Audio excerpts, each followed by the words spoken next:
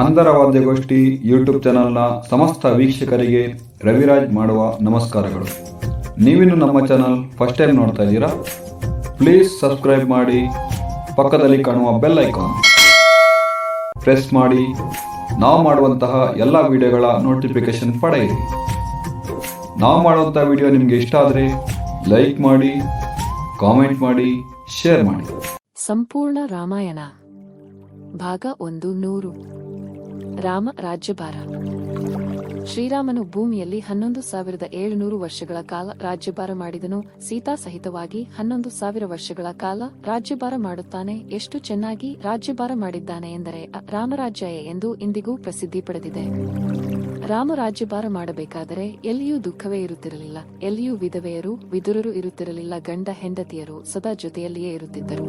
ರೋಗ ರುಜಿನಗಳ ಮಾತೆ ಇರಲಿಲ್ಲ, ಕಳ್ಳರು ಪುಂಡಪೋಖರಿಗಳು ಇರಲಿಲ್ಲ. ರಾಮ ಅಷ್ಟು ಚೆನ್ನಾಗಿ 11,000 ವರ್ಷಗಳ ಕಾಲ ರಾಜ್ಯಭಾರ ಮಾಡಿದನು. ಯಥಾ ರಾಜ ತಥಾ ಪ್ರಜೆ ಎಂಬಂತೆ ಪ್ರಜೆಗಳು ಕೂಡ ಸದ್ಗುಣವಂತರಾಗಿದ್ದರು. ರಾಮ ರಾಜ್ಯದಲ್ಲಿ ಪ್ರತಿಯೊಬ್ಬರು ಸಾವಿರಾರು ವರ್ಷಗಳ ಕಾಲ ಬದುಕುತ್ತಿದ್ದರು. ರೋಗ ರುಜಿನಗಳ ಭಯವಿರಲಿಲ್ಲ. ಪ್ರತಿಯೊಬ್ಬರು ಸಿರಿವಂತರಾಗಿದ್ದರು, ಪ್ರತಿಯೊಬ್ಬರು ಬಲಿಷ್ಠರಾಗಿದ್ದರು.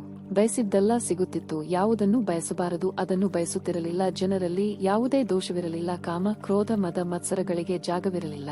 ಸರ್ವರು ಸುಂದರ ಸುಂದರಿಯರಾಗಿದ್ದರು. ರಾಜ್ಯವು ಬಹಳ ಸಂಪತ್ಭರಿತವಾಗಿತ್ತು.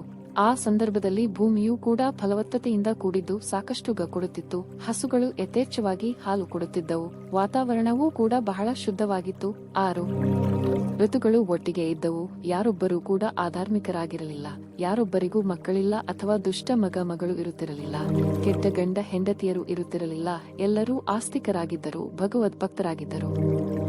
ಶ್ರೀರಾಮ ರಾಜ್ಯಭಾರ ಮಾಡಬೇಕಾದರೆ ಬ್ರಹ್ಮಾದಿ ದೇವತೆಗಳು ರಾಮನ್ ದರ್ಶನ ಪಡೆಯಲು ಪ್ರತಿನಿತ್ಯ ಭೂಮಿಗೆ ಇಳಿದು ಬರುತ್ತಿದ್ದರು.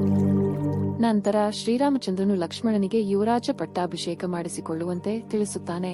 ಆದರೆ ಲಕ್ಷ್ಮಣ ಅದನ್ನು ನಿರಾಕರಿಸಿ ನಾನು ಕೇವಲ ನಿನ್ನ ಸೇವೆಯನ್ನು ಮಾಡಿಕೊಂಡಿರುತ್ತೇನೆ ಎಂದು ತಿಳಿಸುತ್ತಾನೆ. ಅನಂತರ ಭರತನಿಗೆ ಯುವರಾಜ ಪಟ್ಟಾಭಿಷೇಕ ಮಾಡಲಾಯಿತು. ನಂತರ ಪಟ್ಟಾಭಿಷೇಕಕ್ಕೆ ಬಂದಿದ್ದ ಸುಗ್ರೀವ ಮೊದಲಾದ ವಾನರರು, ವಿಭೀಷಣ ಮೊದಲಾದ ರಾಕ್ಷಸರನ್ನು ಅವರವರ ರಾಜ್ಯಕ್ಕೆ ಕಳುಹಿಸಿಕೊಡಲಾಯಿತು. ಯಾರೊಬ್ಬರಿಗೂ ರಾಮನನ್ನು ಬಿಟ್ಟು ಹೋಗಲು ಮನಸ್ಸಿರಲಿಲ್ಲ.